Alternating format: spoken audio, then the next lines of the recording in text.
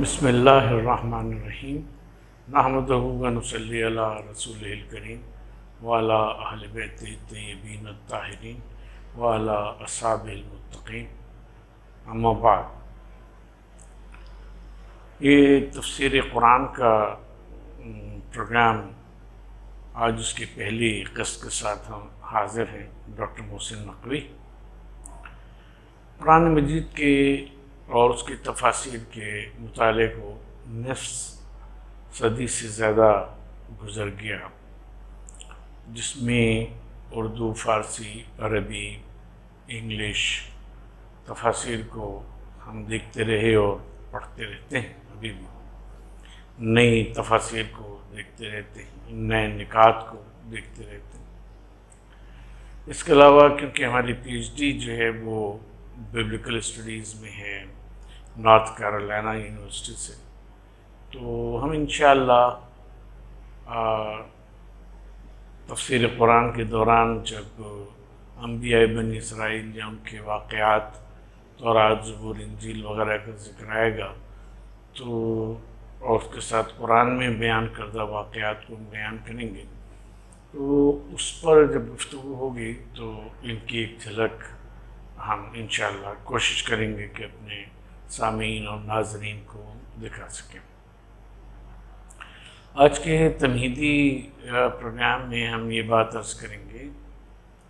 کہ قرآن مجید سے پہلے جو کتابیں نازل ہوئیں ان کے بارے میں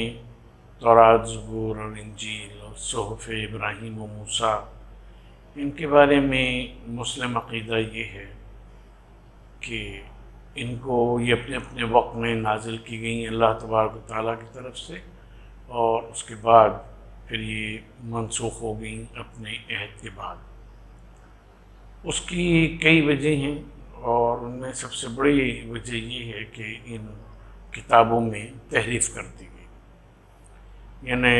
تھا کچھ اللہ تبارک و تعالیٰ کی طرف سے اور اس کو گویا کہ مٹا کے یا اس کی جگہ کے اوپر کوئی دوسرا مضمون جو تھا وہ بیان کر دیا گیا اور کہہ دیا گیا کہ یہ اللہ تبارک و تعالیٰ کی طرف سے ہے، جس کو قرآن مجید نے فرمایا کہ یکتبون بایدیہم ویقولون ھذا من عند اللہ، یہ اپنے ہاتھ سے لکھتے ہیں اور کہہ دیتے ہیں کہ یہ تو اللہ تبارک و تعالیٰ کی طرف سے ہے۔ اور ایک جگہ اور فرمایا کہ یحرفون الکلم عن مواضعہ، کہ جو آیات ہیں گویا ان کو اپنی جگہ سے تبدیل کر دیتے ہیں، ان کا جو کانٹیکسٹ ہے اس کو تبدیل کر دیتے ہیں۔ اور یہ وہ چیز ہے کہ جو ہمیں جو مقدس کتاب سمجھی جاتی ہے، بائبل جس کو کلیکٹیولی کہا جاتا ہے، 66 کتابوں کا مجموعہ، اس میں بہت سے مقامات پہ ہمیں یہ بات محسوس ہوتی ہے کہ یہ چیزیں اللہ تبارک و تعالیٰ کی طرف سے نہیں ہیں، کہ قرآن بھی ان کی تائید نہیں کرتا، بلکہ قرآن توحید کے تحت کوئی دوسری بات جو ہے وہ بیان فرماتا ہے۔ اور جب ہم تورات کی شرح پڑھتے ہیں جو بعد میں جا کے ایک اورل ٹریڈیشن قائم ہوتی ہے اس کے احکام کی، جس کو تالمد کہا جاتا ہے، مدراش اور مشنا کہا جاتا ہے، تو انہیں اب جب دیکھتے ہیں تو پتہ ہی چلتا ہے کہ اصل تورات میں کچھ اور کہا گیا تھا اور اس میں احکام جو ہیں وہ اس سے مختلف ہیں۔ تشریح اس طرح سے کی گئی ہے کہ جو اندازہ ہوتا ہے کہ بلا شبہ یہ اللہ تبارک و تعالیٰ کا مقصود نہیں تھا، کہ جو بندوں نے اس کو، احبار اور رہبان نے اس کو بنا دیا۔ یہی وہ چیز ہے جسے قرآن مجید نے سورہ بقرہ میں، سورہ توبہ میں بیان کیا گیا ہے کہ اتخذوا احبارهم ورہبانهم اربابا من دون اللہ، کہ یہودیوں نے اپنے علماء کو اور ان کے ساتھ ساتھ اپنے صوفیہ کو یا زاہدین کو اللہ کے سوا اپنا رب بنا لیا ہے۔ جب یہ آیہ مبارکہ نازل ہوئی تو یہود نبی پاک صلی اللہ علیہ وآلہ وسلم کے پاس آئے اور ان سے عرض کی کہ یا رسول اللہ، یار انہوں نے تو یا رسول اللہ نہیں کہا، اے محمد ہم نے ایسا تو نہیں کیا کہ اپنے علماء کو اپنا رب بنا لیا ہو۔ تو آپ نے فرمایا کہ کیا تم ایسا نہیں کرتے تھے کہ جو تمہارے علماء کہہ دیتے تھے کہ حلال ہے اس کو حلال سمجھتے تھے، اور جو حرام کہہ دیتے تھے اسے حرام سمجھتے تھے، حالانکہ تورات میں اس کے متعلق کچھ ہی حکم موجود ہو؟ کہا ہاں ہم ایسا تو کرتے تھے۔ تو آپ نے فرمایا یہی تو اللہ کے کو چھوڑ کر بندوں کو اپنا رب بنانے والی بات ہے۔ تو وہ خاموش ہو کے واپس چلے گئے۔ اور جب ہم تاریخی طور پہ نظر ڈالتے ہیں تو ہمیں بالکل اس کے بے شمار دلائل ہیں جو یہاں ابھی بیان نہیں کریں گے، کہ جس سے یہ پتہ چلتا ہے کہ واقعی تورات، زبور اور انجیل تھی کچھ اور اس کے بعد یہ ہوا کہ ارد گرد کا جو لٹریچر تھا اس کو سامنے رکھتے ہوئے، جس میں خاص طور پہ قدیم مصری لٹریچر ہے، بابل اور نینوا کے بہت سے واقعات ہیں اور قوانین ہیں، ان کو سامنے رکھتے ہوئے اس کو تبدیل کر دے گی اور وہ چیزیں انکارپوریٹ کر دے گی۔ لیکن قرآن مجید ایک آخری اور اللہ تعالیٰ کی طرف سے ایک فائنل کتاب کی اور شریعت کی صورت میں نازل کیا گیا۔ اسے قرآن مجید وحی کہتا ہے، اور وحی کے معنی ہوتے ہیں چپکے سے اشارہ کرنا یا تیزی سے کوئی بات پہنچا دینا کہ دوسرے اس کے اوپر باخبر نہ ہوں، اور خود نبی پھر لوگوں کو بتائے کہ بھئی اللہ تبارک تعالیٰ کی طرف سے یہ احکام نازل ہوئے ہیں، یہ بات کہی گئی ہے۔ تو قرآن مجید وحی الہی ہے جو نبی کریم صلی اللہ علیہ وآلہ وسلم کے قلب مبارک کے اوپر نازل ہوا حضرت جبریل علیہ السلام کے ذریعے سے۔ حضرت جبریل علیہ السلام اور حضرت میکائیل علیہ السلام کے جن کو یہودی لٹریچر میں گیبریل اور میکائیل کو مائیکل کہا گیا ہے، تو یہ دونوں فرشتے اسلام میں بہت زیادہ اہمیت رکھتے ہیں، اور ان کے ساتھ مسلمان علیہ السلام کے الفاظ استعمال کرتے ہیں، دونوں کو علیحدہ علیحدہ جب کہتے ہیں یا علیہم السلام۔ جبکہ یہودی لٹریچر میں جبریل علیہ السلام کو برا سمجھا گیا ہے، اور برا غالباً یہ اس لیے ہے کہ حضرت جبریل علیہ السلام کیونکہ رسول اللہ پہ آخری پیغام لے کر آئے، تو یہ عناد کے طور کے پر حضرت جبریل سے انہوں نے حضرت جبریل علیہ السلام کے بارے میں نازیبا باتیں کی اور نازیبا الفاظ استعمال کی اور ان سے بغض کا اظہار کیا۔ اس کو قرآن مجید نے بھی بیان کیا، اور قرآن مجید نے پھر تنبیہ کی ہے، سورہ بقرہ کی آیت نمبر 99 ہے، جس میں انہوں نے کہا کہ جو جبریل کا اور میکائیل کا دشمن ہے تو وہ اللہ کا دشمن ہے، اللہ اس کا دشمن ہے گویا۔ تو اس طرح سے جبریل علیہ السلام کو بہت زیادہ تقدس حاصل ہے، کیونکہ وہ وحی لے کر نبی پاک صلی اللہ علیہ وآلہ وسلم سے آتے تھے۔ قرآن مجید وحی کا جو سلسلہ بیان کرتا ہے اس میں یہ ہے کہ اللہ تبارک تعالیٰ کے لوح محفوظ سے، کہ جسے کہنا چاہیے کہ پروٹیکٹڈ ٹیبلٹ ہے، جس میں قرآن مجید اور جو گزشتہ کتابیں بھی محفوظ ہیں، تو جتنا حصہ یا جتنا حکم اللہ تبارک تعالیٰ انہیں دیتے ہیں، وہ لوح محفوظ سے اس کا مطالعہ کر کے پڑھ کر اس کو لے کر زمین پر نبی پاک صلی اللہ علیہ وآلہ وسلم کے پاس تشریف لاتے تھے، اور رسول اللہ صلی اللہ علیہ وسلم اس کو دہراتے تھے، اس کو یاد کرتے تھے، اور پھر اس کے بعد آپ عرب میں وہ چند لوگ کہ جو لکھنا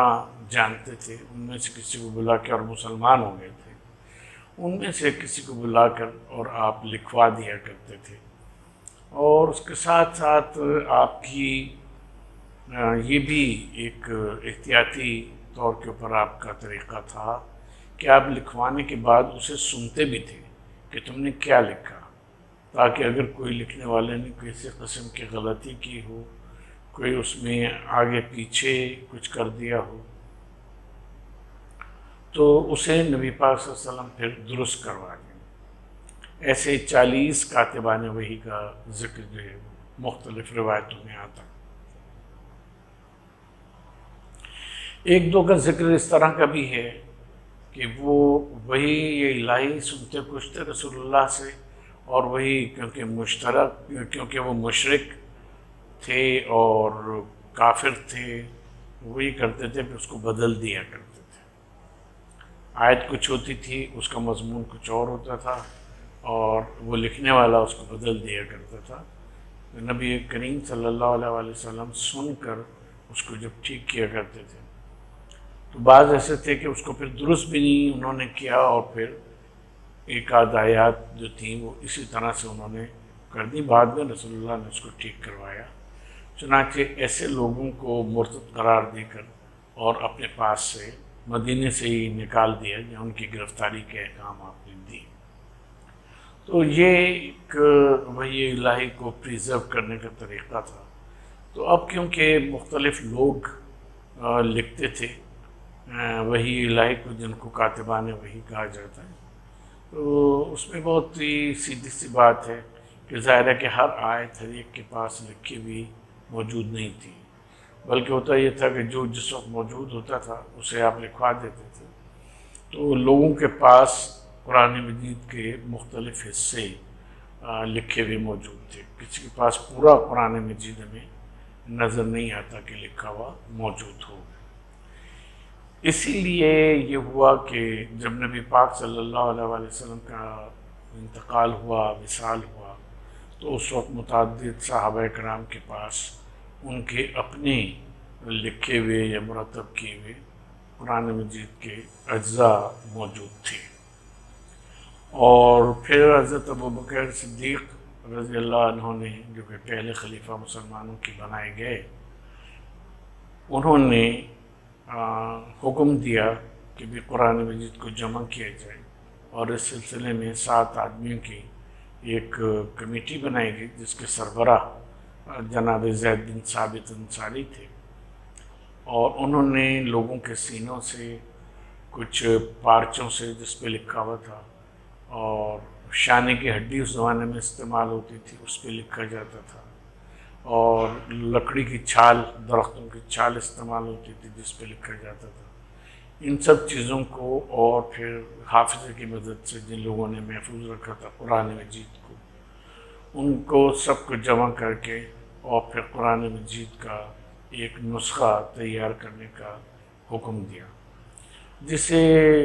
گویا ببلیکل زبان میں یا ٹرمینالوجی میں جو استعمال ہوتی ہے کہ کوڈیکس کہا جاتا ہے، کہ ایک مجموعہ تحریرات تھا کہ جو جمع کیا گیا۔ نبی پاک صلی اللہ علیہ وآلہ وسلم کا طریقہ یہ تھا کہ آپ جب وحی الہی کو لکھواتے تھے اور دوبارہ سنا کرتے تھے، تو اسے آپ پھر محفوظ بھی کر دیا کرتے تھے، اور محفوظ اس طرح سے کرتے تھے کہ آپ فرماتے تھے کہ دیکھو یہ آیہ مبارکہ جو نازل ہوئی ہے، اس کو فلاں سورے میں فلاں آیت سے پہلے یا بعد اس کو لکھ لو، تو چنانچہ وہ وہاں کے اوپر لکھ دی جاتی تھی، یا کہنا چاہیے کہ منسلک کر دی جاتی تھی۔ اس طرح سے قرآن مجید کی جو ترتیب ہے وہ بھی توقیفی ہے، یعنی توقیفی سے مراد یہ ہے کہ اللہ تبارک و تعالیٰ کے احکام اور اس کی گائیڈنس کے مطابق اس کو لکھا گیا۔ تو اب جو ہمارے پاس جس ترتیب سے اور جن الفاظ میں قرآن مجید موجود ہے، وہ تمام مسلمانوں کے اس پہ اجماع ہے، اتفاق ہے کہ یہ وہی قرآن ہے کہ جو نبی پاک صلی اللہ علیہ وآلہ وسلم پہ نازل ہوا، اور اس کی ترتیب بھی نبی کریم صلی اللہ علیہ وآلہ وسلم نے اللہ کے حکم سے قرار دی تھی۔ اسی لیے آپ کو مدنی آیات پڑھتے پڑھتے، کوئی سورہ پڑھتے پڑھتے کہ جو مدنی ہے، اس میں آپ کو مکی آیات مل جائیں گی، اور وہاں تفسیر میں لکھا ہوگا کہ یہ آیات مکہ میں نازل ہوئی۔ یا مکی آیات آپ پڑھ رہے ہیں، کوئی سورہ پڑھ رہے ہیں، اس میں آپ کو مل جائے گا اس کے تفسیر میں کہ یہ مدینے میں فلاں موقع کے اوپر نازل ہوئی۔ تو عام ذہن میں یہ سوال پیدا ہوتا ہے کہ مکی آیات میں مدنی کا کیا تعلق اور مدنی آیات میں مکی کا کیا تعلق؟ تو اس کی وجہ دو ہیں۔ ایک تو یہ ہے کہ اللہ تبارک و تعالیٰ نے اسی طرح سے اس کی ترتیب قرار دی، چنانچہ ہمارے پاس اسی ترتیب سے یہ موجود ہے۔ دوسری چیز یہ ہے کہ یہ قرآن مجید کا بڑا اعجاز ہے۔ آپ بلا تشبیہ علامہ اقبال کو لے لیں، غالب کو لے لیں، اور کسی شاعر کو لے لیں، یا کوئی ناول لے لیں، آپ اس کی جلد کو کھول دیں اور اس کے صفحوں کو ادھر ادھر کر دیں، پلٹ دیں، پھینٹ دیں، جس کو کیا کہا جاتا ہے، اور مثلا پہلا صفحہ جو ہے وہ 20 کے بعد آ جائے، 20واں صفحہ جو ہے دوسرے صفحے کے طور پہ آ جائے، اس طرح سے ترتیب ہو جائے اس کی۔ تو اب آپ جب اس کو پڑھنا شروع کریں گے تو اس میں آپ کو کوئی ترتیب نہیں نظر آئے گی، کوئی فصاحت نہیں نظر آئے گی، کوئی بلاغت نہیں نظر آئے گی۔ آپ کہیں گے یہ کیسی بے تکی سی کتاب ہے۔ یا ایک مسدس آپ لے لیں، مثلا کوئی مرثیہ لے لیں یا کوئی اور مسدس لے لیں، تو اس میں آپ اگر اس کے جو بند ہیں، محمد سے 5 مصروں کے بند ہیں، مسدس سے 6 مصروں کے بند ہیں، یا غزل ہے، ایک طویل غزل ہے، نظم ہے، اس کے اشعار کو اگر آپ آگے پیچھے کر کے اور دے دیں کسی کو لکھ کے اور وہ کریں، تو وہ کہہ گئے یہ پتہ نہیں کیا بے تکی تحریر ہمیں دے دی، اس کا تو اشعار میں آپس میں ربط بھی نہیں ہے کوئی نہیں۔ لیکن قرآن مجید کا یہ اعجاز ہے کہ اس سب کے باوجود کہ اس میں مکی آیات، مدنی آیات، طائف میں نازل ہونے والی آیات، خیبر میں نازل ہونے والی آیات، جنگ میں نازل ہونے والی آیات، اور حالت امن میں نازل ہونے والی آیات، سب چیزیں، سب کا شان نزول بھی پتہ ہے، زمانہ نزول بھی پتہ ہے، لیکن اس کے باوجود وہ اس ترتیب پہ نہیں ہیں جس پہ نازل ہوئی تھیں۔ اس سب کے باوجود قرآن مجید فصاحت اور بلاغت کا ایک عظیم ترین نمونہ ہے، جس کے مقابل کوئی عربی کی یا کسی دوسری زبان کی کوئی کتاب نظم یا نثر میں موجود نہیں۔ اور اس کی فصاحت و بلاغت میں اور اس کی زبان میں جو حسن موجود ہے وہ کسی دوسری زبان میں موجود نہیں ہے، چاہے وہ چھوٹی سے چھوٹی سورہ کوثر ہو، یا بڑی سے بڑی سورہ بقرہ ہو، یا انعام ہو، یا آل عمران ہو، کسی بھی بڑی سورہ کو آپ لے لیں اور چھوٹی سے چھوٹی سورہ کو لے لیں، اس میں جو حسن ایجاز اور اعجاز ہے اس کا دنیا میں کوئی مقابلہ نہیں کر سکتا۔ تو یہ اس کا ترتیب نزولی کے مطابق نہ ہونا اور اس کے باوجود اس میں فصاحت و بلاغت کے اعلیٰ ترین مضامین جو ہیں اس کا بیان ہونا، یہ خود اس کے معجزہ ہونے کی ایک دلیل ہے۔ لہذا علماء نے اس بات کی وضاحت کرتے ہوئے کہ مکی اور مدنی آیات جب ہم لوگ کہتے ہیں تو اس کا مطلب یہ ہوتا ہے کہ ہجرت سے پہلے کی جو آیات ہیں وہ چاہے کہیں نازل ہوئی ہوں، چاہے آپ کے طائف کے سفر کے دوران نازل ہوئی ہوں، چاہے آپ مکے کے سبربز میں جب آپ ہوتے تھے، نکل جاتے تھے دوسری طرف، اس زمانے کی آیات ہوں یا خاص حرم کے قریب کی آیات ہوں، ان سب کو مکی کہا گیا جو اس سے پہلے۔ اسی صورت سے ہجرت کے بعد جب آپ مکہ تشریف لے آئے اور مکہ بھی گویا کہ بیض اسلام میں داخل ہو گیا اور فتح کر لیا مسلمانوں نے، تو ظاہر نبی پاک صلی اللہ علیہ وسلم کا وہاں آنا جانا اور صحابہ کا وہاں آنا جانا، یہ سب چیزیں لگی رہتی تھیں۔ تو اس دوران بھی جو آیات نازل ہوئیں تو ان کو مدنی کہا جاتا ہے، ان کو مکی نہیں کہا جاتا، کیونکہ وہ ہجرت کے بعد نازل ہوئی ہیں۔ تو مکی اور مدنی دو ایک براڈر میننگز میں تقسیم کر دی گئی ہے، اور اس کا مطلب یہ ہے کہ ہجرت سے پہلے کی آیات مکی کہلاتی ہیں، اور ہجرت کے بعد کی آیات جو ہیں وہ کہیں بھی نازل ہوئی ہیں ان کو مدنی کہا جاتا ہے، چاہے وہ کسی علاقے میں نازل ہوئی ہوں۔ تو مکی اور مدنی آیات اس طرح سے بعض اوقات گھلی ملی ہیں مختلف سوروں میں کہ اگر شان نزول نہ پتہ ہو، زمانہ نزول نہ پتہ ہو، جو بعض اوقات خود وہیں سے ان آیات سے ہی پتہ لگ جاتا ہے کہ یہ مکے میں نہیں مدینے میں نازل ہو. تو اس کو مد نظر رکھتے ہوئے بھی قرآن مجید کی علیحدہ سے تفاصیل لکھی گئی ہیں. زمانہ نزول کے اعتبار سے بھی، نزول ترتیبی کے اعتبار سے بھی تفاصیل لکھی گئی ہیں، اور پھر قرآن مجید جس کیفیت میں اور جس حالت میں ہمارے درمیان موجود ہے، اس کے لیے خاص اصطلاح ہے بین دفتین، یعنی دو جلدوں کے درمیان جو قرآن مجید ہمارے ہاتھ میں موجود ہے. آپ کی تفہیم کے لیے یہ کہیں گے جو تاج کمپنی اور قدرت اللہ ان کمپنی ہے، مختلف کمپنیز نے جو چھاپا ہے، یا حج سے حجاج کرام جو نسخہ لے کر آتے ہیں، یا مصر سے نسخے لے کر آتے ہیں اور دیگر ممالک سے، تو اس قرآن میں اور اس قرآن میں کوئی کسی قسم کا فرق نہیں ہے. اور یہی وہ قرآن ہے کہ جو نبی پاک پہ صلی اللہ علیہ وسلم پہ نازل ہوا. صحابہ نے اور اہل بیت نے اسے پڑھا، اس کی تفسیر کی، اور اس کے احکام جو ہیں وہ لوگوں تک منتقل کیے پہنچائے. مسلمانوں کا متفقہ طور پہ یہ عقیدہ ہے، گو کہ ایسی روایات تمام کتابوں میں، ہر فرقے کی کتابوں میں موجود ہیں، جس سے یہ شبہ ہوتا ہے کہ قرآن مجید میں کچھ نہ کچھ آگے پیچھے کیا گیا ہے، یا تحریف ہوئی ہے، یا کمی ہوئی ہے، یا زیادتی ہوئی ہے. لیکن وہ تمام روایتیں مردود ہیں، اور مسلمانوں کا اس بات پہ اجماع ہے کہ اگر کوئی شخص قرآن مجید میں زیر زبر پیش کی بھی تبدیلی مانگتا ہے، اور یہ مانتا ہے کہ چاہے ایک آیت ہی صحیح وہ کم ہو گئی ہے یا زیادہ ہو گئی ہے، تو وہ دائرہ اسلام سے خارج ہے، اس کا اسلام سے کوئی تعلق نہیں. تو قرآن مجید کو انٹیکٹ اور اسی صورت سے ماننا جیسا کہ وہ نازل ہوا تھا، اور یہ ماننا کہ وہ اب بھی اسی صورت میں موجود ہے، یہ مسلمانوں کا عقیدہ ہے، اور اس میں کوئی دو رائے موجود نہیں. ایک اور اہم بات جو عرض کرنی تھی وہ یہ ہے کہ وحی الہی قرآن مجید میں سورہ شورى کی آیات میں وحی الہی کا طریقہ بتایا گیا ہے کہ متعدد طریقوں سے وحی الہی نازل ہوتی رہی. جیسے ماکانہ قرآن کی آیت ہے، ماکانہ لبشر ان یکلمہ اللہ، کسی بشر کے لیے زیبا نہیں ہے کہ اللہ تبارک و تعالیٰ اس سے کلام کرے، مگر یہ کہ الا من وراء حجاب،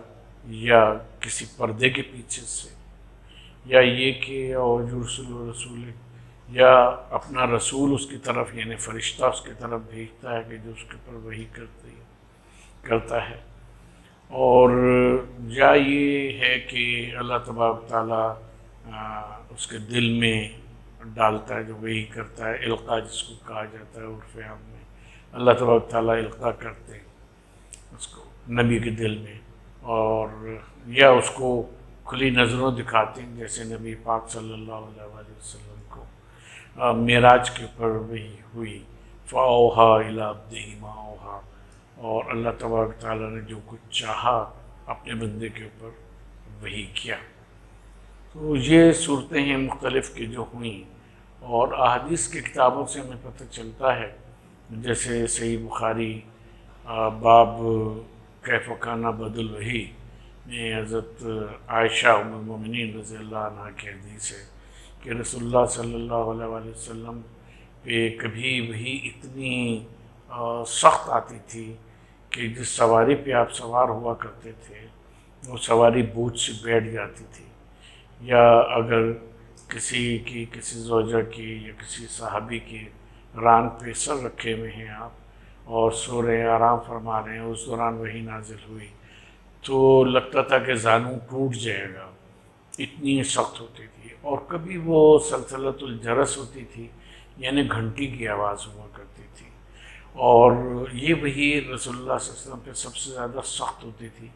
کیونکہ آپ کو پتہ ہے کہ جب گھنٹی کی آواز آ رہی ہو کہیں دور سے، خاص طور پہ اس کا تجربہ سرد موسم میں ہوتا ہے، جب مونگ پھلی خشک میوے بیچنے والے رات کے وقت نکلتے ہیں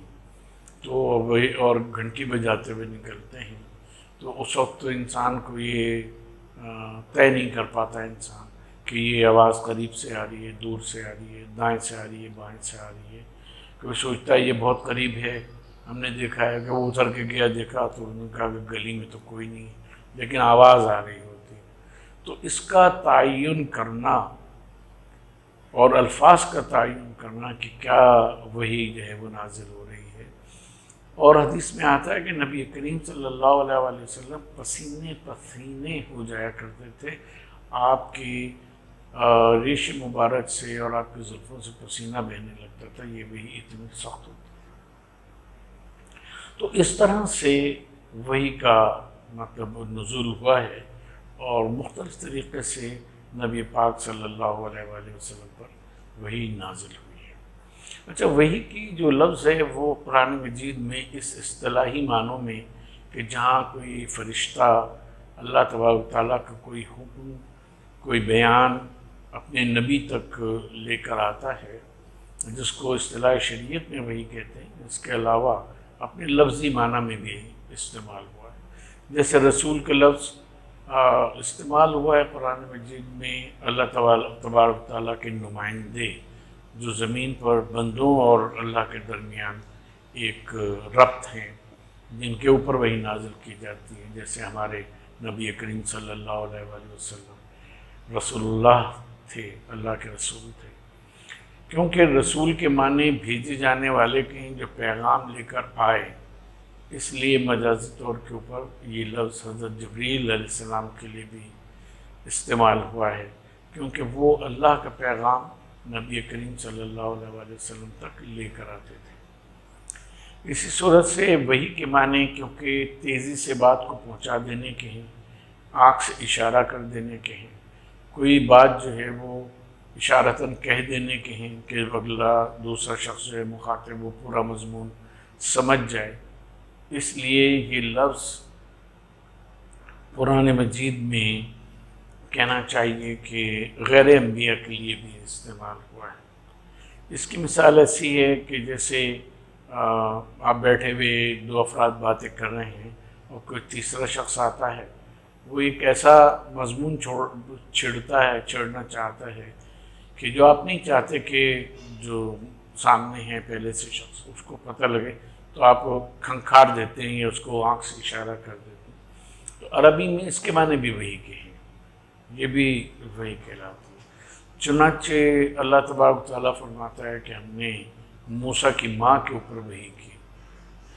موسیٰ کی ماں کے اوپر وحی کی کہ یہ بچہ اس کو ٹوکری میں رکھ کر اور اسے دریا میں ڈال دو فرعون سے بچنے کے لیے. اور پھر اس طرح سے حضرت موسیٰ تیرتے ہوئے فرعون کے گویا تالاب میں پہنچے، وہاں جو نہر جاری تھی اس کے محل میں وہ وہاں پہنچے. یہ اللہ تبارک و تعالیٰ کی ایک ترکیب تھی جس کے ذریعے سے تو گویا حضرت موسیٰ علیہ السلام کی والدہ کو یہ خفیہ طور پہ ایک حکم دیا گیا، انہیں اشارہ کیا گیا کہ آپ اس طرح سے کریں. اور پھر حضرت موسیٰ کی بہن کو یہ کہا گیا کہ آپ چھپ کے اس کے پیچھے پیچھے جائیں اور گویا فرعون کی بیوی کو اور فرعون کو اس بات پہ وہ کریں کہ یہ بچہ جو ہے کسی کا دودھ نہیں پیے گا. ایک دودھ پلائی کو ایک ایسی عورت کو میں جانتی ہوں کہ جس کا یہ دودھ پی سکتا ہے. تو اس طرح سے وہ واپس حضرت موسیٰ کی اپنی والدہ کے پاس لائے گئے. تو یہ جو خفیہ تدبیر ہے ساری کی ساری، اس کو بھی وہی کہا گیا قرآن مجید میں. اور اسی صورت سے جانوروں میں جو جسے ہم لوگ کہتے ہیں کہ انیٹ، ان کی طبیعت میں جو ایک اللہ تبارک تعالیٰ نے جبلت رکھی ہے، تو اس کو بھی وہی کہا گیا جس کے تحت وہ کام کرتے ہیں. جیسے شہد کی مکھی کے لیے کہا گیا کہ ہم نے شہد کی مکھی پر وحی کی کہ وہ پہاڑوں میں اپنا گھر بنائے. انشاءاللہ اس پہ اگلی نشست میں مزید گفتگو کریں گے. وما لینا الا البلاغ.